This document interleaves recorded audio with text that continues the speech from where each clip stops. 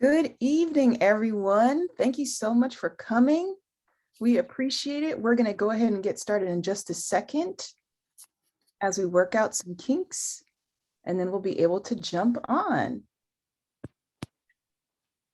And you can feel free if you have any particular questions about Miles Ahead Charter School, our academics, hiring, our facility, please feel free to drop any of those questions into the chat, and I will make sure that I answer them during the presentation tonight.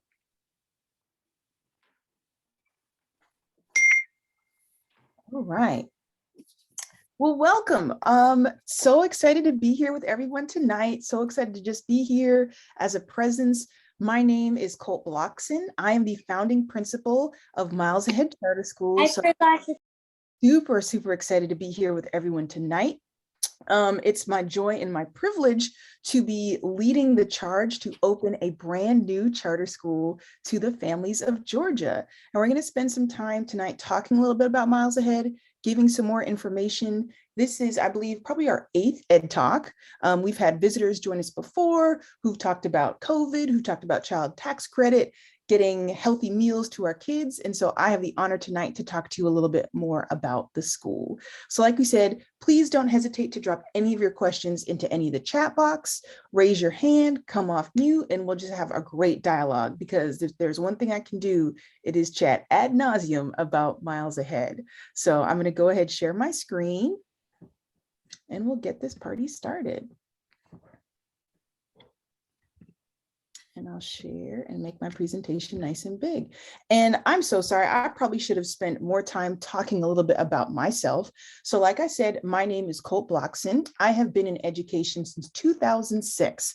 I started as an EIP teacher, so I taught a small group of children. I was a Teach for America Corps member at West Manor Elementary, and I took my commitment to education to the nth degree. I took it beyond my 2-year commitment, and I stayed at West Manor for about 6 years. I taught EIP, I taught 2nd grade, and then I taught 5th grade for a long time. And a little fact about me when I taught 5th grade, for every single year I was in the classroom, I produced a future valedictorian. One year actually I had 2 valedictorians, so that's a nice little feather in my cap. I've loved teaching ever since I started. And after I taught at West Manor, I was then an instructional coach, an instructional math coach at Thicket Elementary, and I was there for 3 years. I wrote some grants. I wrote actually a grant, a professional learning grant, upwards of $150,000 that led charge in the Thero cluster for Atlanta Public Schools. After that, I got a promotion, and I actually served as the elementary mathematics coordinator for Atlanta Public Schools. And that was so much fun. I love doing that. I led teacher trainings, I led student trainings, I led trainings for principals. When people asked me what I did, I said I taught teachers how to teach math. And I made sure that schools were teaching math effectively. And just throughout that process, in the back of my head, I just said, man, if I ever had my own school, here's what I would do. And lo and behold, right in my literal own backyard was the need for another public tuition-free option for a school. And so after APS, I went ahead a school design fellow. And after I became a school design fellow, I launched Miles Ahead. And so here's what we've been doing since 2009 is talking with community members, writing the plan, doing this, building a board, and we are getting ready to open our doors. So this has been a labor of love for a good 3 years, and we're excited to be giving you a really awesome product. So I'm going to go ahead and talk to you about what we're going to discuss tonight. We'll give you a little bit more about Miles Ahead. We'll talk about our facility. We'll talk about our hiring process if you're interested in working at Miles Ahead, and then we'll have a Q&A. But again, if you don't want to wait on that Q&A, feel free to just either pop it into the chat or feel free to just raise your hand and come off mute. So here's a little bit about MACS. Miles Ahead is a tuition-free public charter school that is located in Powder Springs, Georgia, but has a statewide attendance zone. That means that any family who would like to attend Miles Ahead can, as long as we have the space. And we've got some space right now. So what that means for you is that if you live in Powder Springs, Mableton, the city of South Fulton, Marietta, you can attend Miles Ahead. That was a very specific design that we had for our school, because something that we noticed was that families in the west side of Atlanta, South Cobb, all the way out to Douglasville, we call it the Veterans Memorial Corridor, we're definitely mobile, right? We see that post-COVID, there's a lot of shared family living. People are saying, you know, I lived in Mableton, but then I moved to Austell, and it was really disruptive of their child's education. And they wanted something that provided more continuity for their students. And we said, well, what if we kind of reject traditional attendance boundaries and really create this idea of a statewide attendance zone? So that way, no matter where you start and end up, your child can still attend the same school. And that was definitely something that our community members spoke to and that we wanted to bring to the table. The other reason and thing that we pulled from our community was just kind of the experience of having a K-8 school, right? A lot of families felt that after 5th grade, they didn't know if their children were truly ready for that middle school experience. And so they wanted something a little bit more nurturing, a little bit of a smaller environment. And so they really wanted to kind of play around with this idea of a K-8 school that, again, was public and tuition free. And so in response to the needs of that community is how Miles Ahead was born. And some of our initial conversations, people did come from all over, not just Cobb County, but from Fulton, Atlanta, Marietta City. We had people coming from as far as Gwinnett because they were interested in finding a school that would work for their lifestyle. If I work in Cobb, but I live in Gwinnett, that's hard for me to drop my child off at the bus or get home on time. What options do I have? Now you have one, Miles Ahead. So let's talk a little bit about Miles Ahead's mission, our vision, and our progress. So our mission, Miles Ahead right now is a K-3 school focused on student growth and academic achievement through a whole child approach to education. Our mission is to provide all students with the social and academic success necessary to help them realize their potential for local impact and global change. Let's break that down. What we know to be true is that school cannot just be about academics, standardized test scores, getting to that bar, right? It can't be that.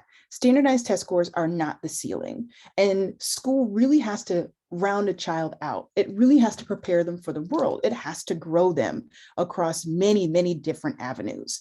And so what we've decided to do was to focus on this idea of the whole child. When you think about coworkers who you enjoy working with, who you sign up for teams with, who you talk to the water cooler at, I'm pretty sure you're not concerned what they got in their SAT scores, their 3rd grade standardized test scores. You concerned with the fact that they're hardworking, good, honest people with integrity.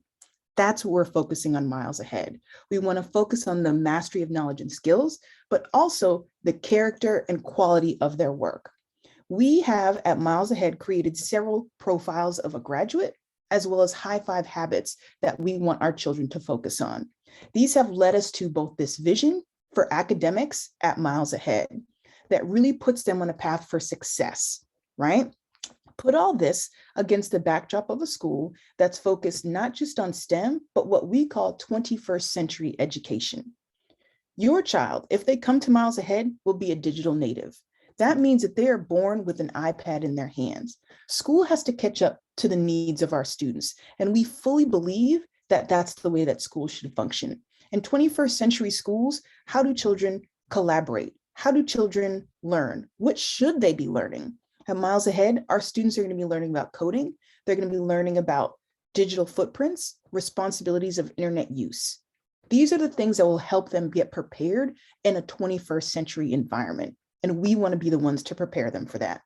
And again, all of this came from conversations with over 350 stakeholders, families, and community members who said, here are the things that are important to us as we prepare our children for the future. So I'll pause for any questions.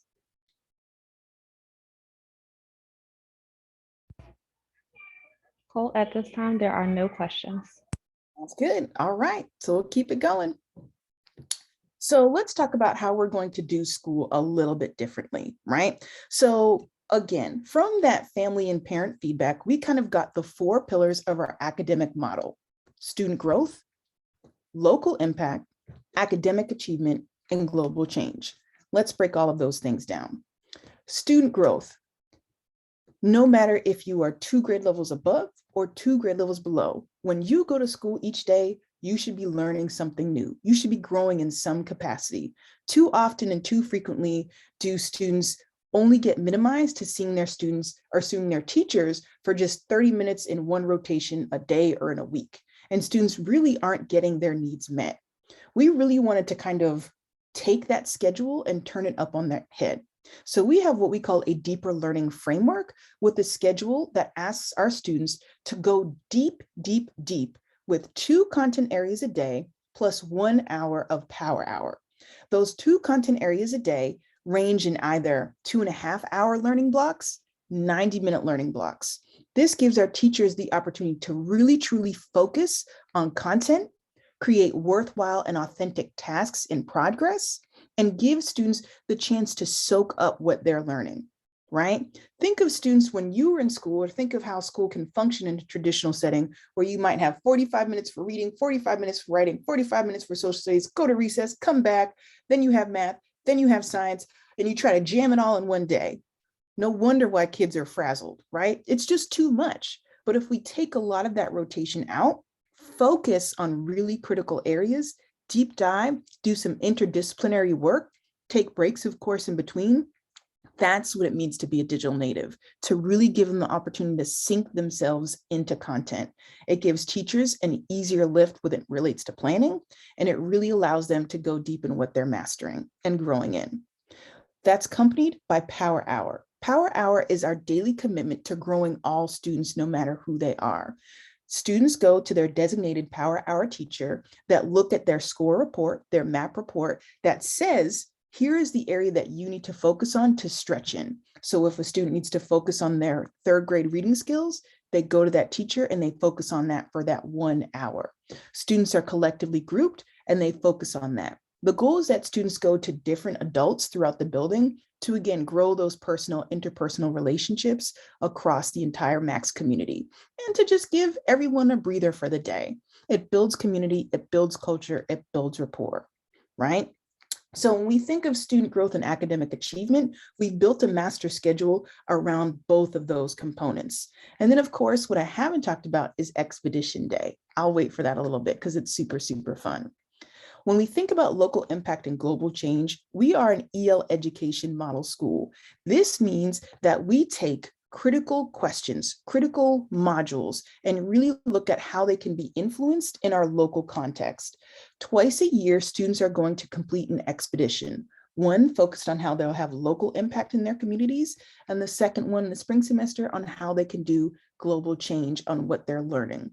These expeditions take all of what they're learning across content areas and ask them to put it in one piece that they have learned to then show their local impact or global change. So that way learning is not happening in isolation, but learning is happening for a purpose, and learning is happening in an authentic way.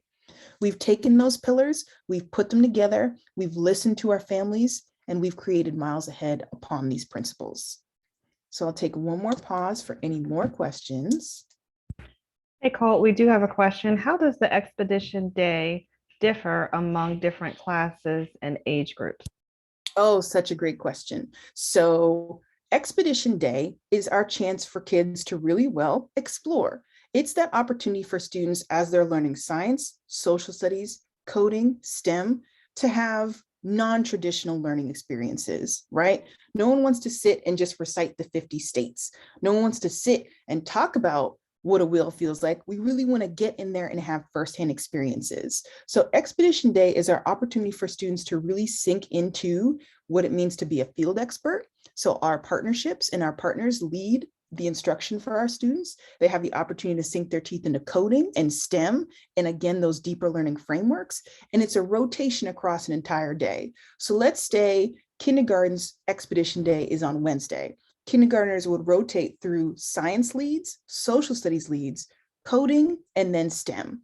They'd have those opportunities to, again, really think about how those things are showing up in an authentic world. So whether that's getting a chance to talk to herpetologists from the Amphibian Foundation, or really looking closely at what it means to be a member or a citizen in South Cobb, right? What is that showing up for our students on a daily basis? These are things that they're doing in real time during Expedition Day and looks a lot different than traditional social studies or science classrooms because it's happening in these good 90-minute blocks, which is typically more than what they would get at traditional schools. They're also, again, getting that overlap throughout the day. So students who are younger, if they need to take breaks, they can. Students who are older, if they want to deep dive again, they can too.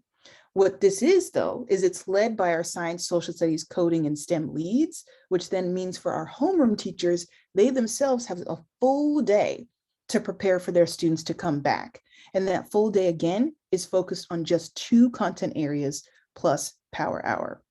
We are very intentional with making sure that our teachers prepare well and have enough time to prepare for their lessons, while at the same time, our students are in authentic learning experiences.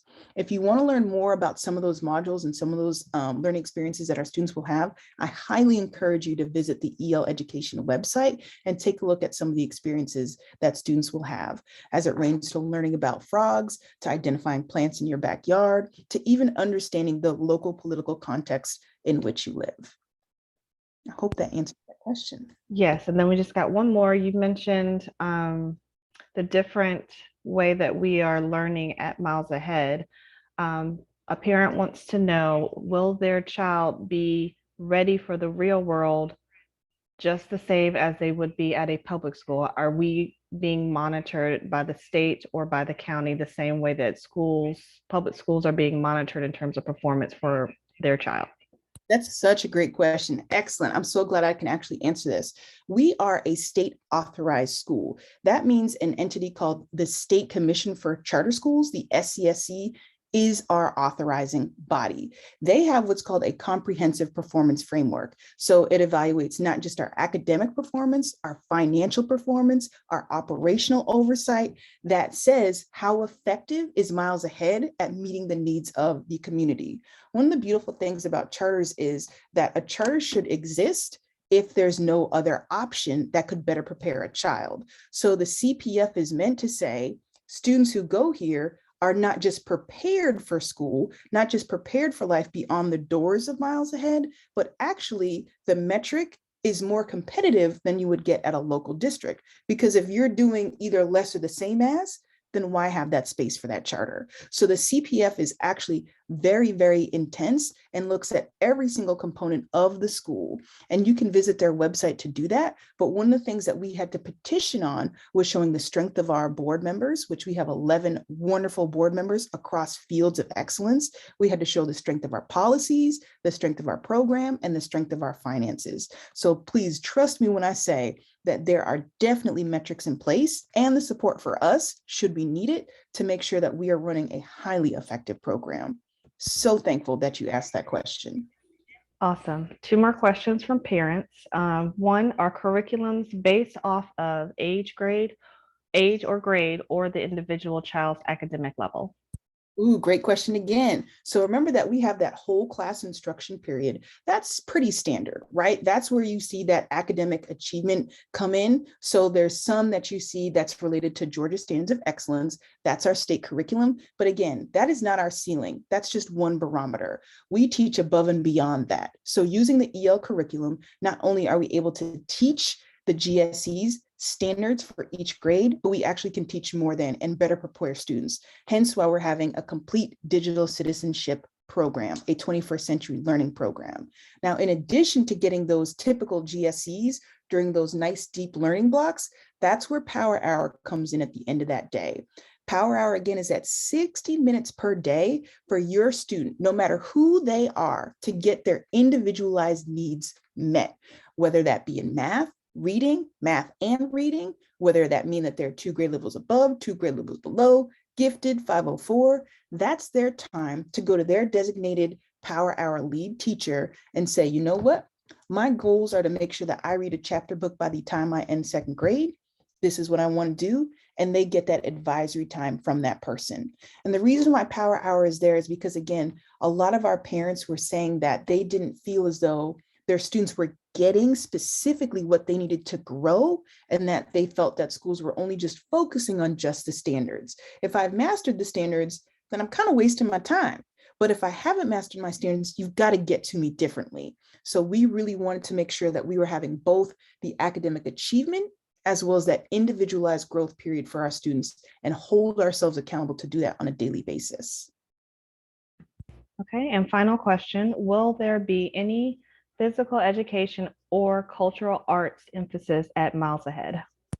Great questions as well. So of course, myself, I'm a culturally relevant pedagogy teacher, and I definitely believe in that. One of the things with using the EL education curriculum is that we can definitely select diverse text and make sure that our program is completely inclusive.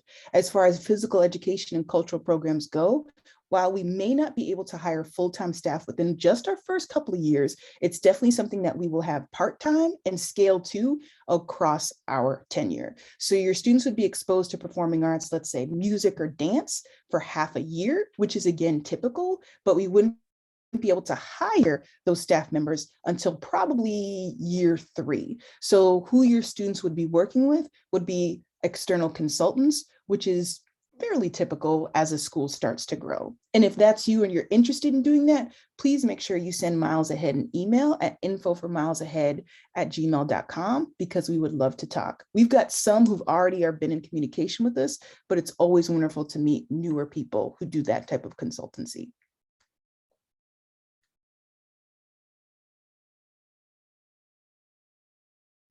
Any more questions?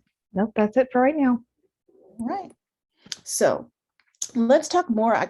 It's hard for me to hold all the beans together. So we can talk more about what it means for instruction at Miles Ahead. So our goal is to maximize instructional time, like we said. So I'll take you through kind of a day in the life of a Miles Ahead child. So your child comes to school, they get their breakfast, and then they go to their classroom to eat their breakfast. Let's say our doors are open right at 7:30. So from 7:30 to 8 o'clock is your students' time to just get ready for the day. They can eat their breakfast, and then they can either go on their individual pathway, explore coding. That's their kind of free time to just warm themselves up, right? The same way that adults might check their phone, read the news, look at their emails, kids need that same time. Digital natives need that same time. They need to eat their breakfast. Maybe they want to check in on IXL. They're doing their things to get themselves warmed up for the day.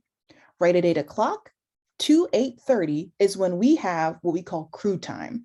Crew time is our community-based SEL program. And SEL is that social emotional learning time, but really it's our community culture building.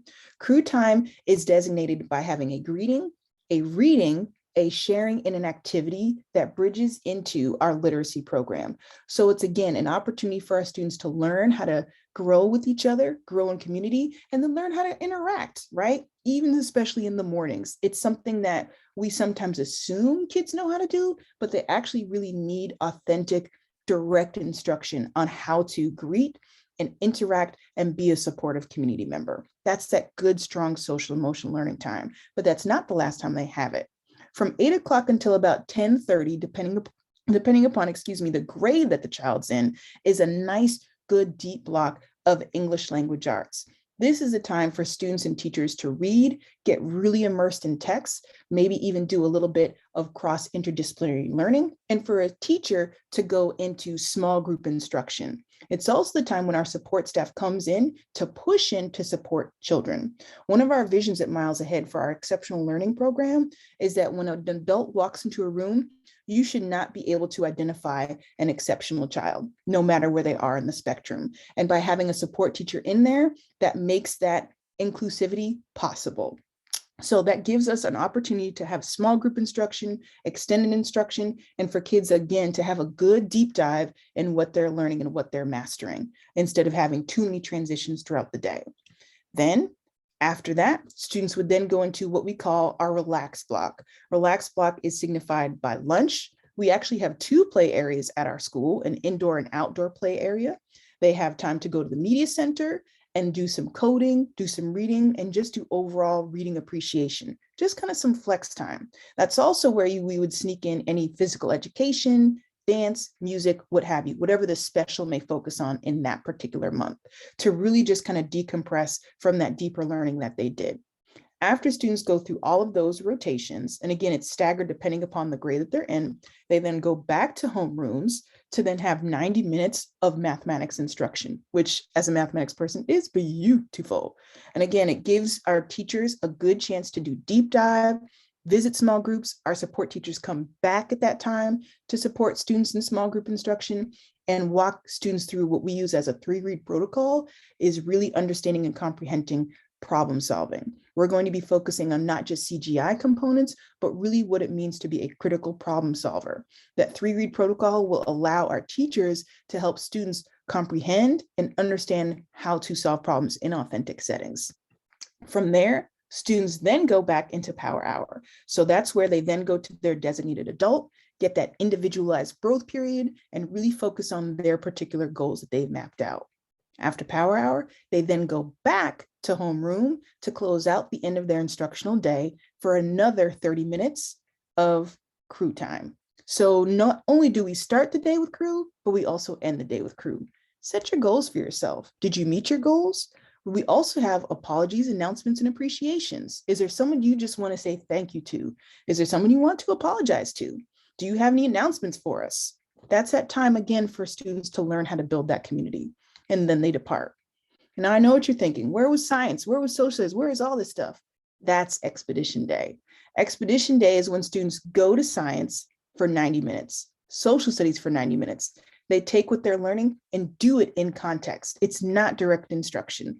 Those are exploratory opportunities for students to do authentic labs, play with robots, interview politicians, and do the things that you need to do to truly grasp those contexts, right? Then students go into direct instruction with coding. They also go into direct instruction with STEM and really, again, explore what it means to be a digital citizen. As students are doing that, their teachers are having a full day of preparation for planning for their future lessons across those 2 content areas, as well as Power Hour. So that way teachers are fully prepared to meet the needs of their students.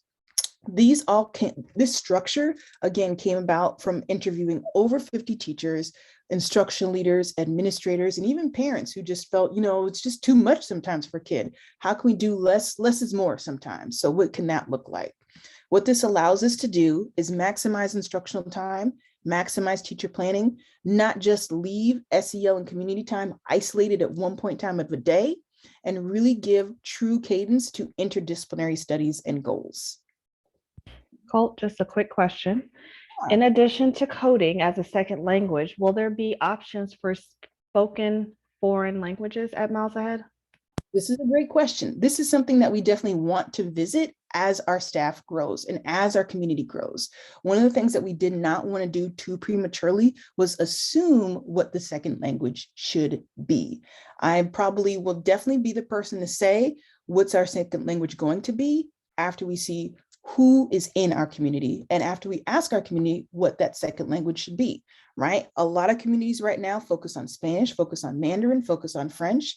We just didn't feel as though that was a right now decision. So not now to answer your question, but later on, yes. Okay, thanks. Any other questions? No other questions at this time. Right. So next, innovative instruction at MACS, right? We just kind of spent some time talking about that, but again, just wanted to spend some time rooting that in research, right? Again, deeper learning kind of comes from this idea of EL education, Expedition Day being that chance for students to really do deep dive, really think like scientists, think like researchers. And then of course, really giving them the exposure to those 21st century skills and rounding out our day with over an hour of social emotional learning. And that's just the start of it. So what we do want to spend some time talking about is our building. We were able to announce that we are moving into the former Trinity Chapel Church that is on Relentless Church Atlanta's campus. It is in Powder Springs, which we know is kind of a little bit further west than maybe some of our families would like. But the good news is that we will be offering transportation. Now, here's what I will say. When we do open up the enrollment application window after the lottery, one of the questions on that survey will say, are you interested in transportation? Please make sure if you are that person, please make sure you check yes, because since we are a new school, we really need to know where our students are coming from. We can't make those assumptions. And by getting that information now, we can set what are called satellite stops, right? In most traditional schools, you'll see the school bus kind of stop at every street and pick the kids up. Because we have a statewide attendance zone, we're going to target satellite stops at either really popular locations, such as like maybe the LA Fitness off East Cobb, or maybe even the Publix that's right off of Veterans Memorial Highway, wherever that may be. But again, that's going to depend on where our students who need that transportation are going to come from. So as you advance past our lottery process and are fully admitted into the school, when you see that transportation come up, please make sure you select yes. Let us know that you need it, and then we can do the magic to make the magic happen to get your child on a bus into the school. In addition, our facility is located in, no, I did talk about how it's located on the Relentless Church campus, but it is a 20,000 square foot former early learning center. So these really cute toilets in each classroom that in some classrooms you have to raise up. And there are these indoor, like huge play spaces and these theme rooms. Some theme rooms we're gonna keep, some theme rooms we're deciding to kind of not keep and kind of update a bit, but it really creates a strong theme for what we're doing. It's a very warm and inviting environment. We will hopefully start to break ground. We're thinking late spring and be ready for tours by May, early June. If you've been with Miles Ahead since the beginning, you've known that we've hosted STEM Fridays for 2 years now successfully. So woohoo to our academic committee, and shout out to Radical Scholars who's helped us support that, another local Powder Springs business. We are going to continue that, but this time do it at the school in June. So please make sure you stay up on all of our social media. You're on our mailing list, so that way your baby can still go to STEM Fridays, probably maybe even STEM Week, for free. And be on the lookout for when those updates happen. But ground doesn't start breaking until probably mid-March, and then we'll send you updates for what that construction looks like. One of the most popular questions we got this week was, will you host tours? And I love saying, yes, we will. And you'll be the first in line. We'll share those pictures as soon as we get it ready for you. All right, Colt, one question. Will Miles Ahead operate on a traditional school calendar, August through May? Great question again. Because Miles Ahead is located within Cobb County, there are certain things we felt, let's just make it easier on our families. And so our calendar mirrors Cobb County's calendar for starts, ends of years, well, starts of years, somewhat end of years, holidays, major breaks. We just wanted to make that easier for families. There are two nuances. That first week where Cobb starts on Monday, we're actually not going to start until Wednesday. We're going to have 2 days of orientation that we're going to invite your kids and families to attend. We know we're a new school, so we just want you guys to feel us out, right? We want to make sure that you guys feel comfortable. So we're going to start a couple of days later than Cobb County, but we're going to be open so you can still come.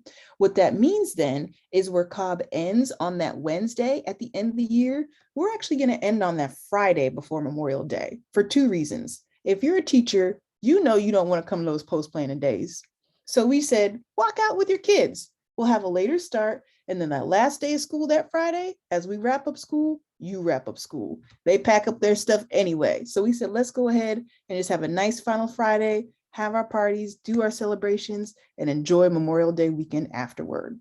But those are the only 2 real nuances and differences between us and Cobb County. We just wanted to make it easier on y'all. Okay, thank you, Colt. No more questions at this time. All right. Let's talk about jobs at Miles Ahead. So yes, we have been also hiring and starting to look at applications as they come in. And we are just so overwhelmed and just excited with the response that we're getting. We're just super excited to be bringing you all some amazing pioneers in education. I did want to kind of talk about the candidates that we're looking for at Miles Ahead. So first, when we think about Miles Ahead and the type of individuals we're looking for individuals that do 2 things. Number one, want to bring joy and rigor to the classroom and to students' lives. Joy, because like, who remembers when school, like I remember going to school and I just remember having fun. Like I remember singing songs, talking about dinosaurs. I remember the classroom smelling good. There was just a joy right, in school, that as a person who's worked in a number of schools, I just want to bring back. Like, I don't want to see kids walking in the hallway like this. Like, where's that joy factor, right? Where's that joy factor? So we want to make sure school is that happy, healthy, safe place, number one. So we're looking for individuals who do that. And then number two, who bring that rigor, right? Rigor meaning, what's this level to push this child to really be successful? That may look different for different people. So we're looking for people with expertise and understanding how you meet individual student needs, right? So who understand the importance of operating and teaching with joy and rigor. And then second, individuals who have what I like to call a pioneer growth mindset. When I think of a pioneer, I think of someone who says, that's broke, I'm going to fix it, versus someone who says, that's broke, who can fix it, right? Pioneers say, I'm going to be analytical, I'm going to solve this, and then I'm going to share my collective knowledge with my team. So if you're an individual who's ever started something, curious about something, volunteered, who's really had that gusto, apply. That's exactly what we're looking for. That's what we need as an opening school, are people who literally will say, that desk is broken, but I'm going to fix it, and then I'll show other teammates how to fix it too. We currently have openings for our kindergarten through third grade homerooms. We also have openings for what we call our science, social studies, STEM, and coding leads. So if those are of any interest to you, please make sure you apply. And then I get a lot of questions about our administrative positions. So I want to make sure I talk about those too. There are two open administrative positions. The first is the director of operations position. Our school essentially functions on a three-legged stool. You have academics, that's me. Then you have operations, that's all things logistics, all things to make sure that things are flowing right. And then finally, finance. We have a back office support team to help us with the finance within our first few years as we build our team out. So we need internally our operations lead. The director of operations is really going to help make sure that we are running smoothly, make sure that we are doing what we're saying we're doing as a school, and really make sure that everything is copacetic on a day-to-day basis. The director of operations and myself will be working hand in hand. And so making sure that we select the great candidate is really, really important to me. So if you are someone who really just is been in education or wants to do more in terms of really helping a starting school get off the ground, apply, right? Let's have a conversation. I'd love to learn more about you. So please make sure you take a look at that application on our website. The second administrative position is what we call the Director of Exceptional Child Services. This person can really hone in on what students need. Again, no matter the exceptionality. I talked a little while ago about how the vision for our exceptional program is that no matter the class that you go into, there should be no identifying information about our children with exceptionalities. Remember, exceptionality is a spectrum and everybody falls somewhere. Some have a specified IEP, some do not. Some have a 504, some have gifted programs, some have ELL programs. There's exceptionalities that need to make sure are being identified and implemented with fidelity. Our director makes sure that the programming is happening with fidelity. They work again directly with me to make sure that we are meeting the needs of our students successfully. And if not, they're helping me think of how to adjust, hire new staff, do what we need to do, so that way when we say all students come to Miles Ahead, we mean it and we prove it. So that's that role right there. We're looking for someone particularly with an experience in special education lead, who may have experience in certification with ELL, who may have experience in certification with a variety of gifted. If that's you and you really want to stretch yourself, again, apply for that role. These are all found if you go to the Miles Ahead Charter School website. There's on the hamburger menu on the right-hand side where it says join the team, you'll see all of the open applications. This is going to be our first wave of hiring. Later on in our second wave of hiring, we'll hire our more support roles. So we'll hire our assistant teacher roles, our data clerk roles, our front office manager roles, and I like to call it the campus manager role. So you'll see those things kind of come afterwards. Okay. So any questions about hiring, jobs, openings? There are not any questions at this time about those topics, but we do have a question about parent volunteer opportunities. Oh, great. Are there volunteer requirements for parents? And if there are not, will parents have the opportunity to still volunteer? Oh, yes. Come on in. The water is warm. We love our parents. We encourage, right? Remember, it's not necessarily a requirement. We encourage all parents to volunteer, particularly as a new school. We're going to need all the hands we can get, right? Can you help pass out these t-shirts? Can you help organize this? So definitely, our doors are going to be open. The things that we'll probably ask you to is, number one, pass a background check, because first and foremost, we want to keep our kids safe. And then number two, please make sure that when you come in, that the things that you support are for all kids, right? Of course, for the Miles Ahead community. And that's pretty much going to be it. We'll have more information about if you want to serve on one of our committees, if you want to serve in support of just classrooms or grade levels, or maybe even be a parent lead. Definitely, we will, of course, have those communities. We wouldn't be here without parents, myself, Erica, our board chair. I mean, most of us on here have kids, and so that's definitely something that will be critical, important, and a huge component. And I'm glad that we had that question already. Can't wait to see it. Okay, that's one more. What are the school times going to look like? Another great question. So again, one of the things that we talked about with teachers was, if we were to open a charter school, what is it that you would like to see remain consistent? And one of the things that they resoundingly said the hours. Please don't extend the hours and pay us any different than you would get from from a local school. And we said, challenge accepted. So our school day starts at 7. Well, you can start dropping your child off at 7:30 with the school day to start at 8 o'clock. And then we would end right at either 2:30 or 3 o'clock. I'm thinking probably about 3 o'clock, but I think we're at 2 o'clock. So we'll kind of see how that goes. But then that will be that dismissal time. And we will have an after school program. So if that does not work for you or for your family, there'll be an opportunity for the kids to stay on campus. If that's something that you're interested in collaborating with us on in terms of after school support, again, please send us an email to let us know that you are interested in doing an after school program. And that's info4milesahead@gmail.com. Okay, at this time, there are not any other questions. All right. And I think it's literally question and answer time. So let me check my time. Ooh, I've just been yabbering for the last 45 minutes. And I'm trying to think if there's anything that I missed that I want everyone to know. Oh, I do want to tell individuals this. If you're on the fence thinking about applying to Miles Ahead, apply. And the reason why I say that is because you don't want to miss having applied and have to get on the wait list for the lottery.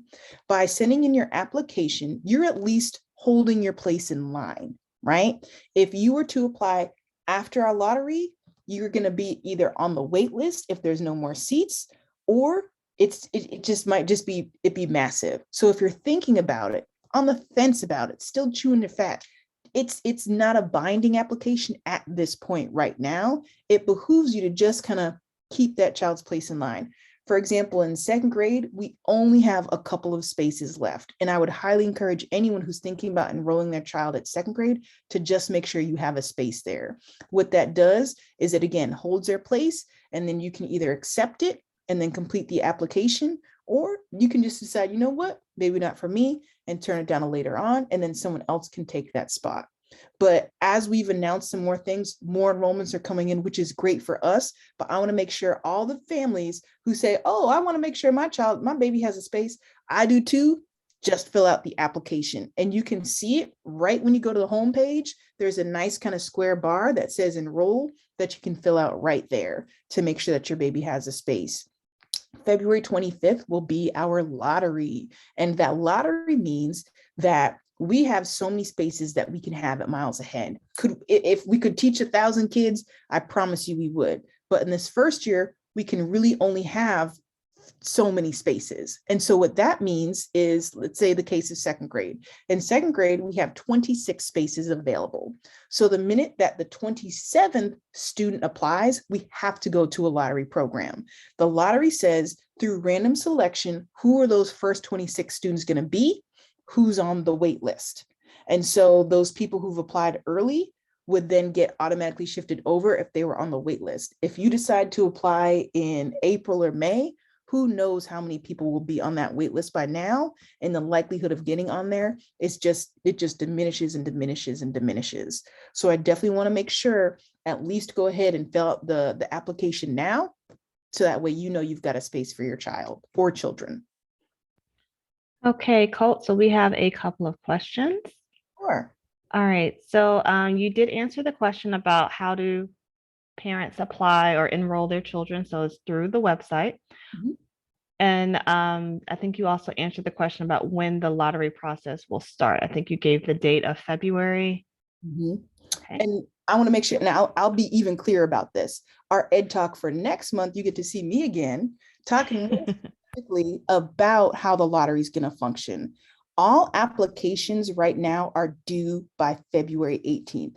And when I say applications, it's just the generic information, your name and contact information, your baby's name, your baby's birth date, the grade that they will be in the fall, and then your address for verification purposes. Please fill out the address. I promise you, we won't send you junk mail. It's for us to verify location.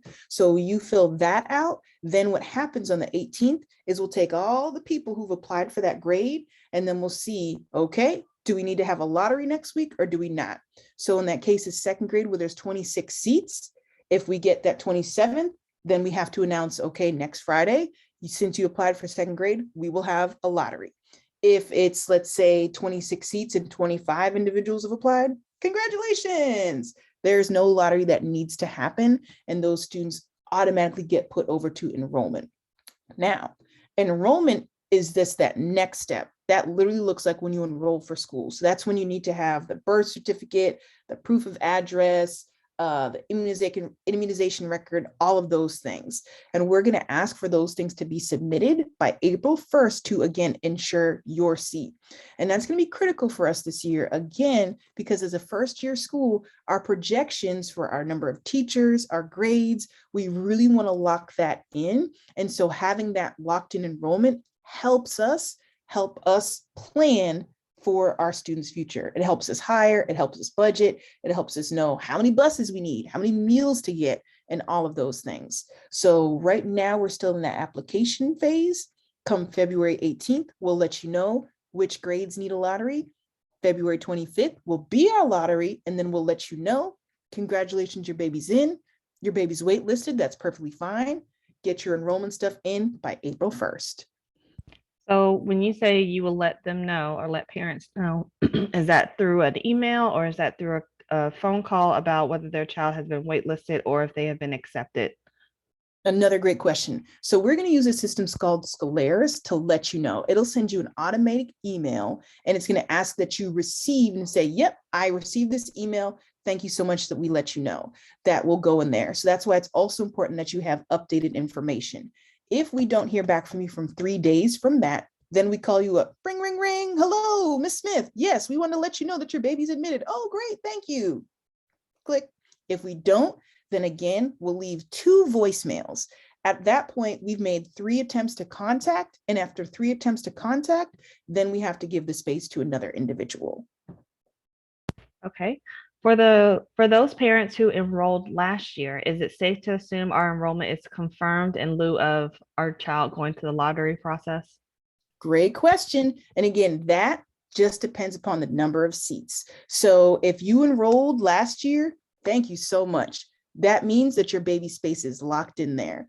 If you have that, if you're in that grade where that 27 kid comes in, then we have to, by law, go into that lottery process. So thank you for applying early, but it's just a matter of how many seats we've got and how many seats we don't have. Okay. Will the students at Miles Ahead be required to wear uniforms, or are we going to have Miles Ahead swag like t-shirts or jackets? Oh, yes, we will have uniforms at Miles Ahead. We'll have uniforms Monday through Thursday, and Friday will be dress down days. So that way you can do your favorite college, you can wear your fraternity or sorority. We'll have dress down days. So there will be a uniform, but there's always going to be opportunities for our students to dress for success, dress for sports teams, right? I was just dreaming of how much fun we would have at Miles Ahead when the Braves won. I just said, oh, we would have had so much fun with this. So yes, Monday through Friday, there will be uniform shirts. And we're also thinking maybe having some polos. So there will definitely be some MACS swag. I've got my brain cooking on the MACS swag, and then dress down days on Fridays. Okay. That is all of the questions that I have right now. Okay. Are there any more questions? Well, if not, always feel free to email us at Miles Ahead. You can email info@milesahead@gmail.com, and we respond within 24 hours. Myself or a member of the Miles Ahead team. You can also follow us on social media. We have a wonderful social media team led by our board member, Amber Deal, Ashley Lee, volunteer Ashley Clark, who do such great content. You can follow us on Twitter, Instagram, and of course, Facebook. And please make sure you definitely visit milesaheadcharter.org, sign up your baby for that space, even if you're not too sure, to just make sure you lock it in. And Colt, just to clarify, the Google form is the application for enrollment, correct? Yes, remember that's the application form for enrollment. After we do the lottery, there will be a little bit more detailed information that we'll need about your child, more verification paperwork. But yep, that form helps make sure that your baby has a space right up until that lottery hits. Okay, and then if you could, before we close out, just share the information about next month's EdTalk, because I know it's on a different date. Absolutely. So next month, we're talking all about the lottery. So making sure we answer all those questions in depth. And I've got my calendar up because it is going to be, I believe, February 17th. Yep, February 17th, same Zoom, same time. We'll talk in depth about what the lottery is. We'll look at if there's any particular grades that need a lottery. Like I said, I'm pretty sure second's going to need a lottery. We only have a couple of spaces left, but we've got lots of space in kindergarten, lots of space in third. First grade's getting kind of tight. So if that's you, make sure you do it, because again, you also don't want to be that person where you apply March or April and it's just, there's just already going to be a wait list. So make sure you do it soon to lock that in. But February 17th, I can't wait to see you all back here in this space.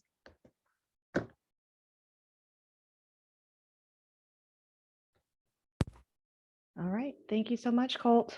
Thank you, everybody. Thank you for the opportunity to be here with us tonight. We look forward to greeting you and all your babies when we open up this fall.